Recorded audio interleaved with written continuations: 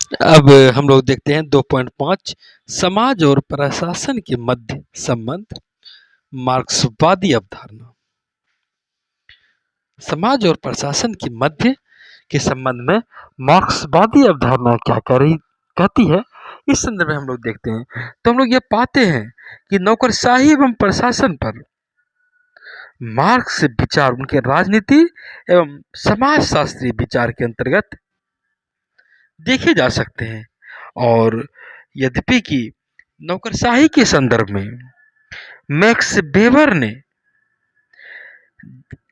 अच्छी तरह से अपेक्षाकृत सार्थक तरीके से वैज्ञानिक दृष्टिकोण विकसित किया है। और हालांकि अगर हम मार्क्स की बात करें तो मैक्स वेबर से पहले नौकरशाही के ढांचे की बात इन्होंने कही, जहां कि नौकरशाही के व्यवहार पर इन्होंने तीखी रचनाएं लिखी थी। और राज्य के साथ नौकरशाही के संबंधों का वर्णन करते हुए मार्क्स उन वास्तविकताओं को बताते हैं कि प्रशासन नौकरशाही किस तरह राजनीतिक हथियार का इस्तेमाल करता है। वे दी राइनिस तसाइटुंग के संपादक के रूप में एक समाचार पत्र में free press and state censorship और law on thefts of wood के संदर्भ में उन्होंने लेख लिखा था। और मार्क्स ने नौकरशाही की प्रेस सेंसरशिप की दमनात्मक भूमिका का जिक्र किया है। और वो कहते हैं कि सार्वभौमिक कानून की बात तो होती है, प्रत्येक विधायिका की प्रत्येक भूमिका एवं कुछ निश्चित सामाजिक हित के साधक की इसकी वास्तविक भूमिका के मध्य विरोधाभास दिखता है। और वे कहते हैं कि नौकरशाही की विशेषता होती है कि वे काट छाट करते हैं और राजनीति को एक खास वर्ग का निजी क्षेत्र बनाए रखना चाहते हैं। अपने निबंध लेख में थेफ्ट्स ऑफ वुड पर विधायिका के संदर्भ में वे कहते हैं, टिप्पणी करते हैं मार्क्स कि जंगल से सूखी लकड़ी को ले जाने के गरीब किसानों के व्यवहारिक अधिकार को नौकरशाही द्वारा अपराध घोषित कर दिया जाता है। और ऐसा इसीलिए किया जाता है कि ताकि जंगलों के निजी स्वामित्व की संपत्तियों के अधिकार की रक्षा हो सके। और इस प्रकार हम कह सकते हैं कि राजनीतिक व्यवस्था सार्वभौमिक हितों की बात तो करती है, लेकिन यहाँ पर नौकरशाही के सहारे वे अपने निजी हितों को पूरा करते हैं, इसे एक यंत्र के रूप में इस्तेमाल करते हैं, ऐसा मार्क्स कहते हैं। हेगल ने अपने फिलोसफी ऑफ राइट्स में जो बातें कही है, मार्क्स उसकी खुलेआम आलोचना करते हैं। फिलोसफी ऑफ राइट्स दरअसल हेगल की एक पुस्तक है जो उन्होंने 1821 में लिखी है। और इस पुस्तक में हेगल का राजनीतिक चिंतन में दिखता है। इस राजनीतिक चिंतन में कानून, राजनीति एवं नैतिकता संबंधी विचार है और नागरिक समाज, राज्य के बीच अंतर किया गया है। आप जानते हैं कि हेगल ने नैतिक सत्ता को स्वीकार किया है और हेगल मानवीय चेतना का विराट रूप राज्य में देखते हैं। विवेक का सर्वोच्च स्तर वे राज्य में देखते हैं और विवेक और चेतना की साकार प्रतिमा वे राज्य में देखते हैं। और यही कारण है कि वे राज्य के कानून को वस्तुपरक चेतना का मूर्त रूप मानते हैं। और वे कहते हैं कि जो कोई कानून का पालन करता है वही स्वतंत्र है और कानून का पालन करने का अर्थ है राज्य की इच्छा का पालन। और आप ये जानते हैं कि हेगल राज्य को महत्व देता है। हेगल प्रतिबंधों के अभाव को स्वतंत्रता नहीं मानता है, बल्कि हेगल का मानना है कि ऐसी ही स्वतंत्रता औपचारिक और स्वार्थ मूलक हो सकती है। वो जो उन्होंने कहा है कि मनुष्य की इच्छा, आवेग, भावावेश पर प्रतिबंध लगाया जाना चाहिए। ऐसी स्वतंत्रता को सीमित करना चाहिए, इस पर प्रतिबंध लगना चाहिए और यह काम राज्य ही कर सकता है। मनुष्य को अपना व्यवहार राज्य के उच्चतर विवेक के अनुरूप ढालना चाहिए। और वहीं अगर हम मार्क्स की बात करते हैं तो इन सिद्धांतों, हेगल की इन सिद्धांतों के जस्ट विपरीत वे बात करते हैं। जहाँ हेगल राज्य को सब कुछ मानते हैं, वहीं मार्क्स राज्य को शोषण का एक स्वरूप मानते हैं। यहाँ पर राजनीतिक सिद्धांत के रूप में जो हीगल ने बातें कही है कि नौकरशाही एक ऐसा माध्यम है जिसके द्वारा सब जो निश्चित हित होते हैं उसको सामान्य हित में परिवर्तित किया जाता है, लेकिन मार्क्स इस बात को नहीं मानता है। और हेगेल नौकरशाही को अच्छा मानते हुए कहते हैं कि उनके पास ज्ञान होता है और हर एक लोगों की इच्छा का वे सम्मान करते हुए अपना कार्य करते हैं, लेकिन मार्क्स कहते हैं कि नहीं, नौकरशाही को अधिक ज्ञान नहीं होता है क्योंकि पद सोपान की व्यवस्था होती है जहाँ सिर्फ अयोग्यता में वृद्धि होती है और शासक को स्थिति का ज्ञान नहीं होता है, शासित को समान नियमों का ज्ञान नहीं होता और दोनों में से कोई भी परिस्थिति को संपूर्ण रूप से समझ ही नहीं सकता। और एक पूर्णतः नौकरशाही के कुछ संयुक्त हित होते हैं, कॉरपोरेट हित होते हैं और वे समाज में निश्चित वर्ग से निगम से उसे सुरक्षित रखने का प्रयास करते हैं।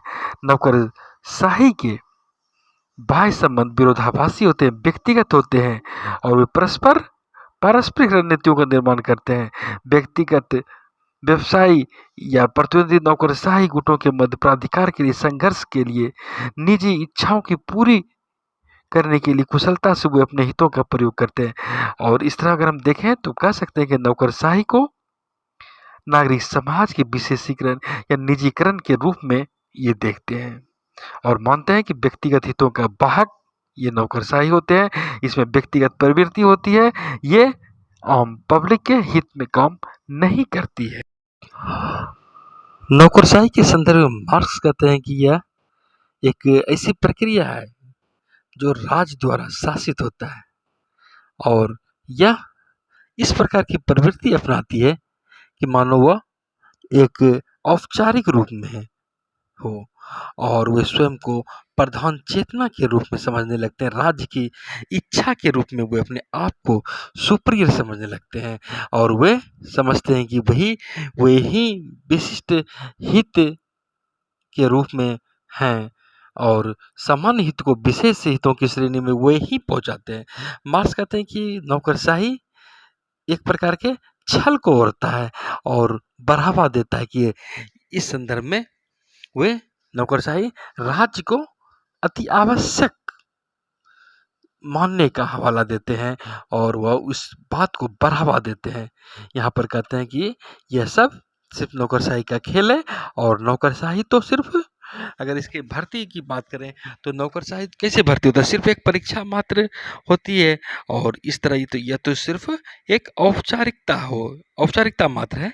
यहाँ पर व्यक्ति या राज्य के मध्य कोई किसी प्रकार का संबंध नौकरशाही के संदर्भ में परिलक्षित नहीं होता है और ये परीक्षा तो सिर्फ एक ऐसी प्रक्रिया है जिसके द्वारा नौकरशाही अपने आप को ज्ञान विशेष में प्रवेश करते हैं। कहते हैं योग्यता के अर्थ में नौकरशाह तर्कयुक्त करता नहीं हो सकते हैं। यहाँ पर आप देखते होंगे नौकरशाह में पदसोपान की व्यवस्था होती है और पदसोपान का अर्थ ज्ञान का भी पदसोपान यहाँ पर हो जाता है, लेकिन वास्तविक अर्थों में ऐसा बात नहीं होता। ज्ञान का विभाजन नहीं किया जा सकता, लेकिन नौकरशाही व्यवस्था में ज्ञान का एक प्रकार का विभाजन किया जाता है और इस तरह की नौकरशाही की अवधारणा जो संचालित होती है यह कहीं न कहीं अपने आप को सामाजिक विश्व से संघनित ज्ञान के रूप में बनाए रखता है और एक तरह से एकाकी नियंत्रण स्थापित करता है और इसका दुष्परिणाम होता है कि ज्ञान एक अज्ञानता के रूप में प्रतीत होती है। नौकरशाही की बदलती भूमिका के संदर्भ में मार्क्स के विचार उनकी एक राजनीतिक कृति the 18th Brumaire of Louis Bonaparte में मिलती है।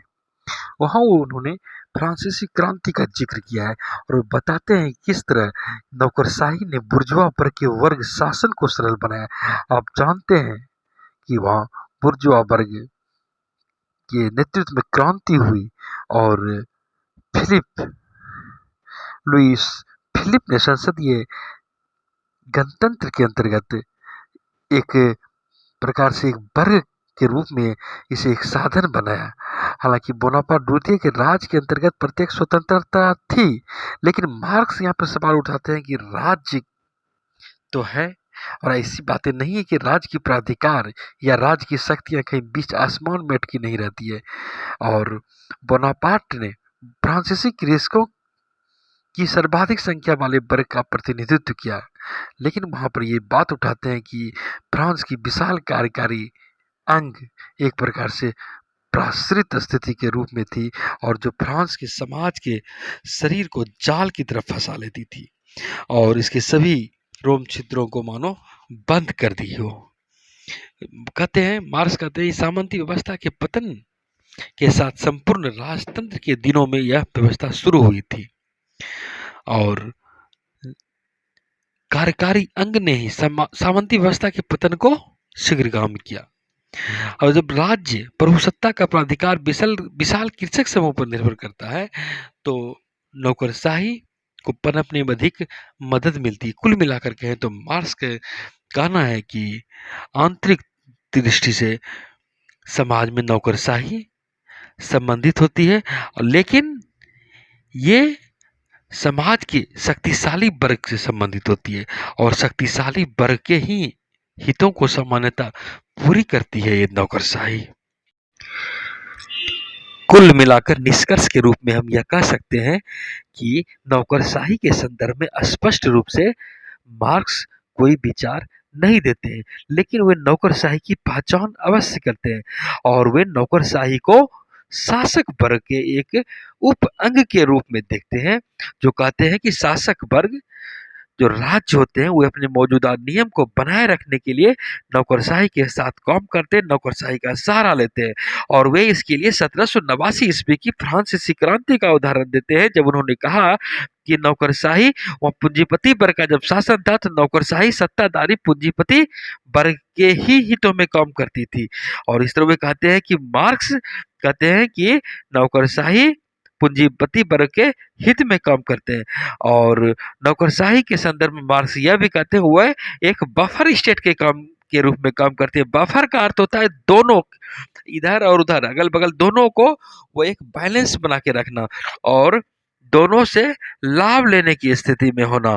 और वे कहते हैं कि नौकरशाही राज्य को झटका भी दे सकती है, राज्य के रूप में काम करती है, लेकिन कभी राज्य को झटका भी देने की स्थिति में होती है,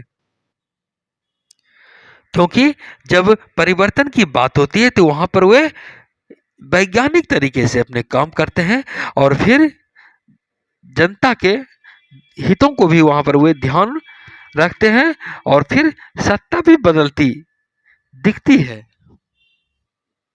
और मार्क्स मूलतः जिस वर्ग विभेद की बात करते हैं, वर्गगत व्यवस्था की बात करते हैं, उस वर्गगत में नौकरशाही का विकल्प कहीं पर स्पष्ट रूप से नहीं आता है। शोषक और शासित दो ही बात होती है और नौकरशाही तो एक शासक का एक माध्यम हो जाता है। यह नौकरशाही या लोक प्रशासन सामाजिक, आर्थिक, राजनीतिक पृष्ठभूमि में कार्य करती थी।